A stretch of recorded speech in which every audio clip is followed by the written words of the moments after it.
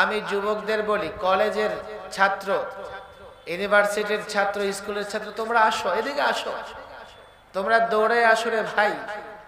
তোমাদের নেতাদের তো প্রায় এটা বলতে শোনা যায়, জনদরদি, মানব দরদি নেতার অভাব নাই বাংলাদেশে। কথা ঠিক না বেঠিক? তোমরা আগে বুঝো কোন চরিত্র থাকলে, কোন বৈশিষ্ট্য থাকলে, কোন ক্যারেক্টার থাকলে একজন মানুষ সত্যিকার অর্থে জনদরদি, মানব দরদি হতে পারে, হওয়া সম্ভব। সেই ক্যারেক্টার, সেই চরিত্র, সেই বৈশিষ্ট্য কি? রাসূল মুহাম্মদ সাল্লাল্লাহু আলাইহি ওয়াসাল্লামের চারিত্রিক বৈশিষ্ট্য ফলো করা ছাড়া, তার আদর্শ ফলো করা ছাড়া কোনো নেতা, কোনো নেত্রী, কোনো শাসক জনদরদি, মানব দরদি হতে পারে না।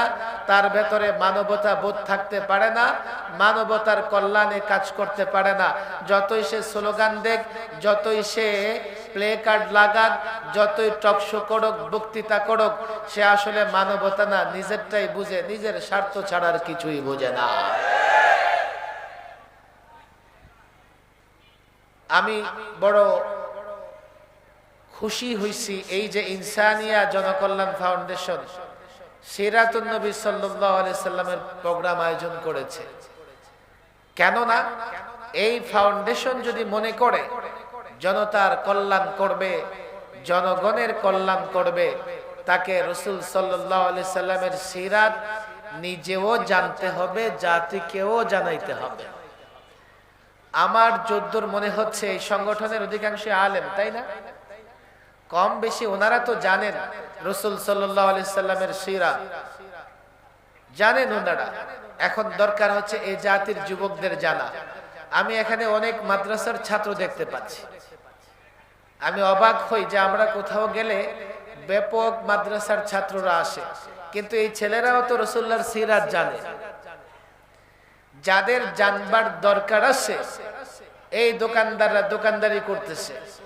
ওরা বলে, কে বলছে হুজুর আমরা তো রাসূল সাল্লাল্লাহু আলাইহি সাল্লামকে চিনি। হ্যাঁ, তোমরা চিনো না এমন না, রাসূল সাল্লাল্লাহু আলাইহি সাল্লাম মারুফ, ফেমাস একজন ব্যক্তিত্ব, সকলেই চিনে, কিন্তু সকলেই রাসূল সাল্লাল্লাহু আলাইহি সাল্লামকে জানে না। ছাত্র ভাইদের বলি, তোমরাও শোনো, বাংলাদেশ এখন সংস্কার কাজ চলতেছে, মেরামত চলতেছে। কথা ঠিক না বেঠিক? কেন দেশকে সংস্কার করা হয়? কোন দোকান, বাড়ি, ঘর সংস্কার কখন করা হয়? যখন সেটা ড্যামেজ হয়ে যায়, ভেঙে চুরমার হয়ে যায়, তখন সংস্কার করা ছাড়া, মেরামত করা ছাড়া সেই ঘরে আর বসবাস করা যায় না। গত 16 বছরে বাংলাদেশে এমন কিছু হয়েছে, এই দেশে মানবাধিকার বলতেই ছিল না। হুজুরদের অধিকার তো দূরের কথা, মানবাধিকারের কিচ্ছু ছিল না। দেশের প্রত্যেকটা প্রতিষ্ঠানকে ধ্বংস করে দেওয়া হয়েছে। এখন এই দেশকে যদি মেরামত না করা হয়, এই দেশে কখনো কল্যাণ হবে না, আইনের শাসন ফিরবে না, মানুষ ভালো থাকবে না। কথা ঠিক না বেঠিক? দেশটা এখন অসুস্থ, দেশটা এখন অসুস্থ। তার সেবা শুশ্রূষা করে এটাকে সুস্থ করা দরকার। দেশের নানা সেক্টর ভেঙে চুরমার হয়ে গেছে, এটাকে মেরামত করা দরকার, এটাকে সংস্কার করা দরকার। দরকার আছে না নাই? মাদ্রাসার ছাত্র, স্কুল কলেজের ছাত্র, রাষ্ট্রটা যে মেরামত করবা, রাষ্ট্র যে সংস্কার করবা, রাষ্ট্রের যে চিকিৎসা করবা, ডাক্তার কোত্থেকে আনবা, ইঞ্জিনিয়ার কোত্থেকে আনবা, মিস্ত্রি কোত্থেকে আনবা, এটা ঠিক করার দরকার আছে না নাই? আমি ইদানিং একটা প্রায় এই কথাটা বলে থাকি। বাবা অসুস্থ, বড় ছেলে এক ডাক্তার নিয়ে আসছে, আবার মেজো ছেলে এক ডাক্তার নিয়ে আসছে, ছোট ছেলে আরেকজন নিয়ে আসছে। বড় ছেলে যে ডাক্তার নিয়ে আসছে এটা অ্যালোপ্যাথি ডাক্তার, মেজো ছেলে নিয়ে আসছে হোমিও ডাক্তার, আর ছোট্ট ছেলেটা সে নিয়ে আসছে হামদর্দ ইউনানি ডাক্তার, জড়িবুটি গাছের লতা পাতা দিয়ে চিকিৎসা করে। বড় ছেলে বলতেছে আমার ডাক্তার বাবার চিকিৎসা করবে, বাবা আমার, আমি এমন চিকিৎসক নিয়ে আসছি যিনি আধুনিক পদ্ধতিতে চিকিৎসা করেন। কারণ অ্যালোপ্যাথিক ডাক্তাররা দাবি করে থাকেন তাদের চিকিৎসা পদ্ধতি আধুনিক। মেজু ছেলে বলে না না না, এই ধরনের অ্যালোপ্যাথিক ওষুধের সাইড এফেক্ট আছে, বাবার কি থেকে কি হয়ে যায়, বুড়ো মানুষ, হোমিও ডাক্তার দিয়ে চিকিৎসা করা। তো কেন? হোমিও চিকিৎসা কোনো সাইড এফেক্ট নাই। বড় ছেলে বলে সাইড এফেক্ট তো নাই, তো কবে যে রোগ ভালো হবে কোনো খবর নাই। ছোট্ট বলে ছাড়ো এগুলো, আমি গাছগাছালি দিয়ে যে ডাক্তার নিয়ে আসছি উনি চিকিৎসা করবে, আর এটাই তো আসল চিকিৎসা। গাছগাছালি দিয়ে চিকিৎসা করলে সাইড এফেক্ট নাই, আবার অনেক সময়ও লাগে না। তিনজন মিলে ঝগড়া করতেছে বাবার চিকিৎসা করবে কোন ডাক্তার দিয়া। অথচ আগে ডক্টর দরকার ছিল বাবার সমস্যাটা কি সেটা চিহ্নিত করা। অনেক রোগ এমন আছে অ্যালোপ্যাথিক ডাক্তার ছাড়া এই রোগের চিকিৎসা করা যায় না। যেমন কারো হাড্ডি ভাঙছে, তো হোমিও ডাক্তার কি তার চিকিৎসা করবে? আবার কিছু রোগ এমন আছে হোমিওপ্যাথি ডাক্তার দিয়ে চিকিৎসা করলে তার চিকিৎসা ভালো হয়। আবার কিছু রোগ অসুখ বিসুখ এমন আছে গ্রামের মানুষ বলে ডাক্তার দরকারই নাই, সমস্যা এটা, অমুক গাছের পাতায় না রস খাও, সমস্যা ভালো হয়ে যাবে। আসে না নাই? আরে বাংলাদেশটা যে অসুস্থ, আগে তোমরা খেয়াল করে দেখো দেশটা অসুস্থ হয়েছে কেন, তার রোগটা কি, তার সমস্যাটা কি? এদেশের সবচাইতে বড় সমস্যা হচ্ছে কি জানেন?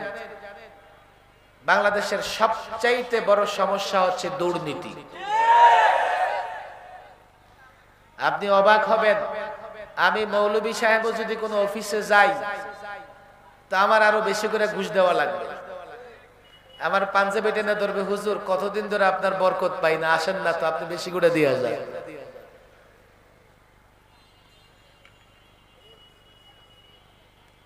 অনেক আগে শুনছি, ইদানিং তো আরো দেখি বাড়ছে, 18 লক্ষ কোটি টাকা দেশ থেকে পাচার হইছে। বাংলাদেশটাকে 3 বছর চালানো যাইতো, 4 বছর চালানো যাইতো। দেশ থেকে টাকা পাচার হয়, সরকারি অফিসে ঘুষ ছাড়া ফাইল নড়ে না, মাসের পর মাস ফাইল পড়ে থাকবে, নড়বে না। চেয়ারম্যান বলেন, এমপি বলেন, মন্ত্রী বলেন, টাকা ছাড়া কারো মুখ নড়ে না, সুপারিশ হয় না। ভালো মানুষ আছে সব জায়গায়, আমি বলবো না যে সেখানে ভালো মানুষ নাই, তবে দেশটা দুর্নীতি দ্বারা কতটা আক্রান্ত, শুধু একটা ফিগার কত টাকা পাচার হয়েছে সেটা শুনলেই বোঝা যায়।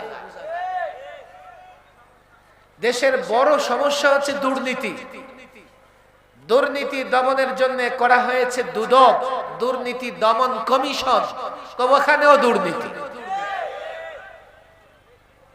দুর্নীতি রুখবে, প্রতিরোধ করবে প্রশাসন, আইন শৃঙ্খলা বাহিনী, কই সেখানেও দুর্নীতি। দেশের সমস্যা হচ্ছে দুর্নীতি, দেশের সমস্যা হচ্ছে ক্ষমতার লোভ, ক্ষমতার লোভ। ক্ষমতায় টিকে থাকবার জন্য, ক্ষমতায় যাবার জন্য যত গন্ডগোল সব হচ্ছে, কথা ঠিক না বেটে? এবার আপনি বলেন পৃথিবীর কোন ডাক্তার দিয়া চিকিৎসা করলে দুর্নীতি বন্ধ হবে? কোন ডাক্তার দিয়া চিকিৎসা করলে ক্ষমতার লোভ দূর হবে? কোন ডাক্তার দিয়া চিকিৎসা করলে টেন্ডারবাজি, দখলবাজি, চাঁদাবাজি বন্ধ হবে? কোন ডাক্তার দিয়া চিকিৎসা করলে মানুষের ভেতরে মানবতা বোধ জাগ্রত হবে? কোন ডাক্তার দিয়া চিকিৎসা করলে মানুষ জনগণের কল্যাণে কাজ করবে? আগে রোগটা তো চিহ্নিত করো, আগে সমস্যা চিহ্নিত করো। যদি মনে করো সমস্যা চিহ্নিত করেছে, দেশের সবচাইতে বড় সমস্যা হচ্ছে দুর্নীতি, সুদ, ঘুষ, মারামারি, কাটাকাটি, দখলবাজি, এগুলো কোনো ডাক্তার দিয়ে হবে না। এই রোগের চিকিৎসা করতে হলে আল্লাহমুখী জবাবদিহিতা, আল্লাহ দেখছেন, আল্লাহর কাছে জবাব দিতে হবে, এই অনুভূতি তৈরি করতে হবে। আর এই অনুভূতি তৈরি করবার জন্য পৃথিবীর সর্বশ্রেষ্ঠ শিক্ষক মুহাম্মদ আরবির কোনো বিকল্প নাই। আজকে অবাক করা বিষয়, মাদ্রাসার ছাত্ররা আসে এখানে, কলেজ ইউনিভার্সিটি ছেলেরা থাকলে আরো ভালো হইতো। ওরা তো এটা মনে করে যে দেশটাতে মৌলবীদের থাকারই অধিকার নেই। আমার জেনারেল শিক্ষিত ভাই আছে অনেকে, তারা মনে করে টুপি দাড়িওয়ালাদের থাকারই অধিকার নেই, এগুলো তো জঙ্গি, সন্ত্রাসী, মৌলবাদী। অথচ দেশের মালিকানা আমাদের, দেশটা আমাদের, দেশটা মুসলমানদের। মনে করেন একজনের বাড়ি মেরামত করতে হবে, ডান দিকের প্রতিবেশী এসে বলতেছে বাড়িটা আমি মেরামত করব, এখানে আমি থাকবো, রাইটিস্ট। বা দিক থেকে আসতেছে লেফটিস্ট, বামপন্থী এসে বলতেছে না বাড়িটা আমার, আমি মেরামত করব, আমি এই বাড়িতে থাকবো। এখন যে বাড়ির আসল মালিক ওই খাড়ায় খায় তামাশা দেখতেছে, তামাশা দেখতেছে। আর দুই দিক থেকে লোকেরা এসে তার বাড়ি দখল করে মাতাব্বরি করতেছে। দেশের মালিকানা মুসলমানের, দেশের মালিকানা আমাদের, টুপি দাড়িওয়ালাদের। কেউ প্রশ্ন করতে পারে হুজুর আপনারা এ দেশের মালিক হইছেন কোন দলিল দ্বারা? জায়গা জমি যারা বুঝে, দলিল আদিল্লা যারা বুঝে তারা বুঝে যে অন্তত 4টা রেকর্ড লাগে তার পক্ষে, তাহলে তার মালিকানা শক্তিশালী হয়। আপনারা যে দেশের মালিকানা দাবি করতেছেন, আপনাদের দলিল কই? দলিল দেখার দরকার আছে না নাই? আমরা 47-এ দলিল মূল্যে বাংলাদেশের মালিক হইছি। মাদ্রাসার ছাত্র আলেম ওলামার হাতে পায়ে ধরি, আমার কথা বুঝবার চেষ্টা করো। আমি আলেমদের বলি দেশের মালিক আপনারা, বাড়ির মালিক আপনারা। আর ডান দিকে বা দিক থেকে নানা লেফটিস্ট রাইটিস্ট এসে বলে যে এই বাড়ি তারা মেরামত করবে, বাড়িতে থাকবে, আমাদেরই নাকি বাড়িতে থাকার অধিকার নাই। আমরা এই ভূখণ্ড পেয়েছি 1947 সালে। অনেক আলেম পর্যন্ত ইতিহাস জানে না 47-এ আমরা এই ভূখণ্ড কিভাবে পেয়েছি। 47-এর আগে প্রায় 250 বছর গোটা ভারত ইংরেজদের দখলে ছিল। ইতিহাস জানি তো আমরা। এ ভারত ইংরেজদের কাছ থেকে উদ্ধার করবার জন্য সবচাইতে বেশি রক্ত দিয়েছে মুসলমান এবং ওলামায়ে কেরাম। 20,000 আলেমকে ফাঁসি দেওয়া হয়েছে, 20,000 আলেম ফাঁসির কাস্টে ঝুলেছে। আমাদের স্কুল কলেজ জেনারেল শিক্ষিত ভাইরা ইতিহাস পড়ে না। আমাদের মাদ্রাসার ছেলেরা কিছুটা হলেও জানে। ইংরেজ ঐতিহাসিক আলেম ওলামাদের ত্যাগ তিতিক্ষা কুরবানির ইতিহাস লিখেছেন। তিনি লিখেছেন একদিন আমি তাঁবুতে গিয়ে মানুষ পোড়ার গন্ধ পাইলাম, তো তাঁবুর পেছনে গিয়ে দেখি 20 জন আলেমকে উলঙ্গ করে আগুনে পোড়ানো হচ্ছে। আরো 20 জনকে দাঁড় করিয়ে রাখা হয়েছে, একটু পরে তাদেরকেও আগুনে পোড়াবে। আর ইংরেজ বলতেছে যে 20 জন আলেমকে দাঁড় করিয়ে রাখা হয়েছে, তোমরা ইংরেজদের পক্ষে ফতোয়া দাও, তাহলে তোমাদের ছেড়ে দেওয়া হবে। ইংরেজ ঐতিহাসিক তার গড, তার প্রতিপালকের কসম খেয়ে বলতেছে 20 জন আলেমকে আগুনে পুড়তে দেখেও দাঁড়িয়ে থাকা 20 জন আলেম ইংরেজদের পক্ষে ফতোয়া দিতে রাজি হয় নাই। দিল্লির জামে মসজিদে ফাঁসির কাষ্ঠ প্রতিষ্ঠা করা হয়েছিল। সকাল বিকাল আলেমের লাশ সেখানে ঝুলে থাকতো।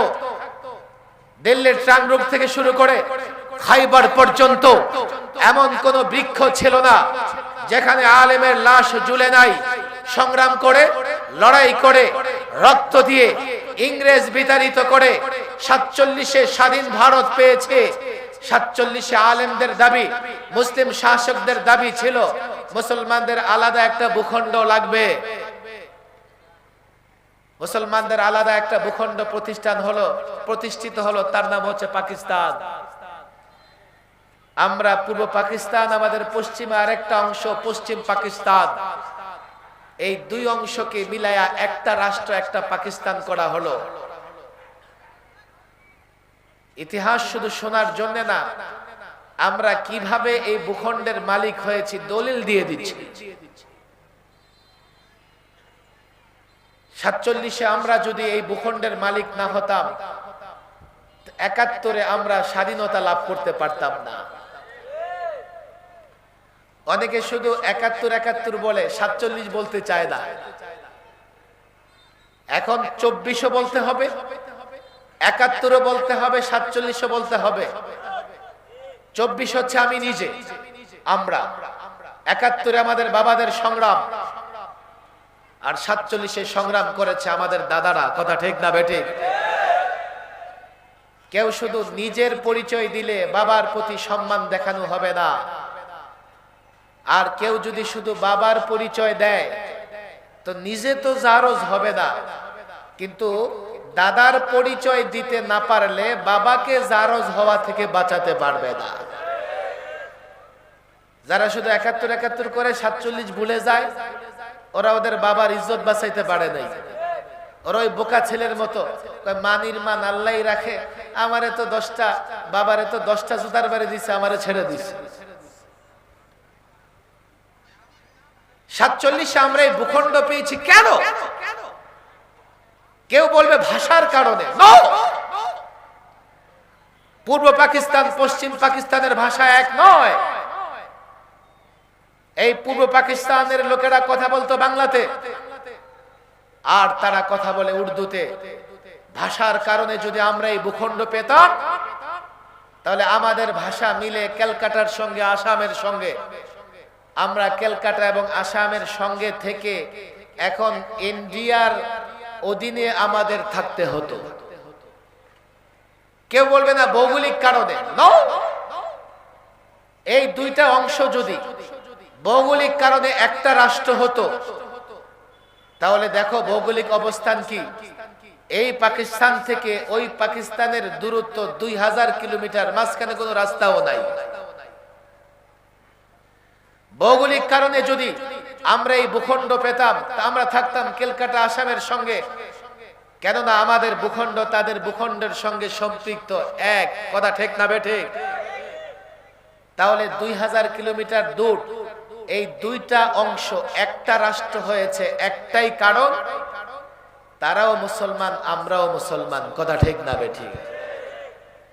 আমাদের আকাবির আসলাফ, মুসলিম শাসক নেতৃবৃন্দ, তারা চেয়েছেন মুসলমানদের জন্য আলাদা একটা ভূখণ্ড লাগবে। কেন? যাতে মুসলমান সেখানে স্বাধীনভাবে তাদের ধর্ম কর্ম পালন করতে পারে। এই জন্যই আমরা বাই চয়েস, পছন্দ করে একটা ভূখণ্ড নিয়েছি। এই ভূখণ্ড হচ্ছে তৎকালীন পাকিস্তান, বর্তমানে বাংলাদেশ। আমাদের লক্ষ্য উদ্দেশ্য ছিল এই ভূখণ্ডে কোরআন সুন্নাহ প্রতিষ্ঠা করব, আল্লাহর নবীর আদর্শ প্রতিষ্ঠা করব। তাহলে এই ভূখণ্ড আমার, ভূখণ্ড মুসলমানের, এর মালিকানা আমাদের। যুবক ছাত্র বুঝবার চেষ্টা করো, আমি যখন এই ভূখণ্ডের মালিক, আজকে যখন এই ভূখণ্ড ক্ষত বিক্ষত, অসুস্থ, মেরামত করার প্রয়োজন, সংস্কার করার প্রয়োজন, আমি তো সংস্কার করব। রাইটিস্ট এসে একজন এসে বলে না না না, আমরা আমেরিকান ফর্মুলা দিয়ে রাষ্ট্র মেরামত করব। আবার লেফটিস্ট এসে বলে না না না, আমরা রাশিয়া চায়নার ফর্মুলা দিয়ে রাষ্ট্র মেরামত করব। কেউ বলে সেকুলারিজম দিয়ে করব, কেউ বলে ডেমোক্রেসি দিয়ে করব, কেউ বলে ন্যাশনালিজম দিয়ে করব। আর টুপির দাড়ি বলা মুসলমান, মাদ্রাসার ছাত্র, তামাশা দেখতেছে। একদিন তোমার ভূখণ্ডে তারা দখলদারিত্ব প্রতিষ্ঠা করে তারা শয়তানি ইজম, তাগুতি ইজম বাস্তবায়ন করবে। তুমি মালিক আল্লাহর নবীর আদর্শ বাস্তবায়ন করতে পারবে না। কেন? তুমি জানো না এই ভূখণ্ডের মালিক তুমি। তুমি জানো না কেন ও এই ভূখণ্ড তুমি পেয়েছো। আজকে যখন জেনেছো গোটা তাগুতি শক্তি, ডানপন্থী, বামপন্থী যত ইজম আছে, পরিষ্কার বলে দাও এই ভূখণ্ড ভারত, পাকিস্তান, বাংলাদেশ রক্ষা করেছি আমরা, রক্ত দিয়েছি আমরা, ভূখণ্ড বাছাই করে নিয়েছি। ইসলাম প্রতিষ্ঠা করব, আল্লাহর কসম, আল্লাহর নবীর আদর্শ প্রতিষ্ঠা করব। আজ থেকে সব শক্তিকে জানিয়ে দাও এই ভূখণ্ডে আল্লাহর